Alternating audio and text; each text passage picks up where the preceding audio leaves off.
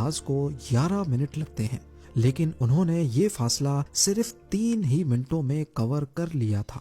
یہ چیز control tower میں بیٹھے اسٹاف کو کچھ سمجھ نہیں آئی، لیکن کیونکہ ان کے پاس بھی فلائٹ 571 ریڈار پہ شو نہیں ہو رہی تھی، اسی وجہ سے انہوں نے ایئر کرافٹ کو ڈسینڈ کرنے کی پرمیشن دے دی۔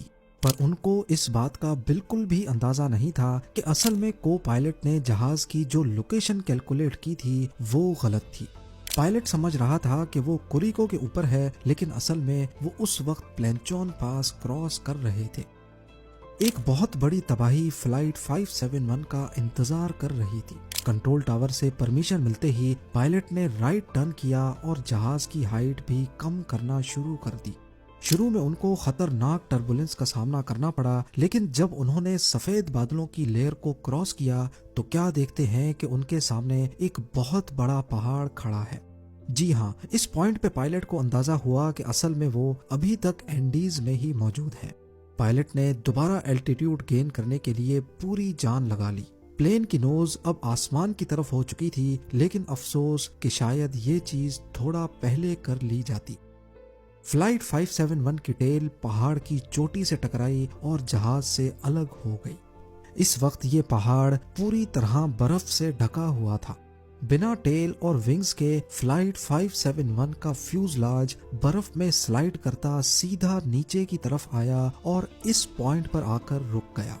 کریش کی وجہ سے 12 پیسنجرز موقع پر ہی دنیا سے جا چکے تھے، خاص طور پر وہ لوگ جو جہاز کے پچھلے حصے میں موجود تھے۔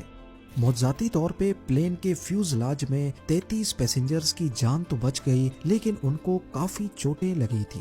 ٹیل الگ ہو جانے کی وجہ سے پلین کا پچھلا حصہ کھلا ہوا تھا اور اس میں سے زبردست ٹھنڈ اندر آ رہی تھی۔